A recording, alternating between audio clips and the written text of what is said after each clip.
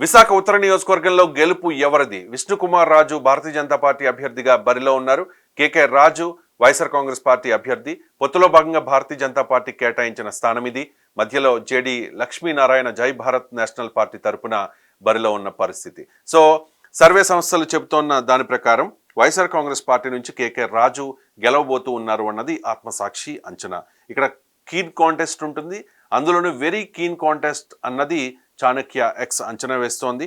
ఇక్కడ వైఎస్ఆర్ కాంగ్రెస్ పార్టీ గెలుపు తథ్యం, కేకే రాజు గెలవబోతూ ఉన్నారు అని పోల్ ట్రెండ్స్ స్ట్రాటజీ సంస్థ అంచనా వేస్తోన్న పరిస్థితి. సో నాగన్న సర్వే కూడా అదే విషయం చెప్తోంది. విశాఖ ఉత్తర నియోజకవర్గం కేకే రాజుదేనని చెప్పేసి. సో ఇక్కడ చాలా టఫ్ ఫైట్ నడిచింది.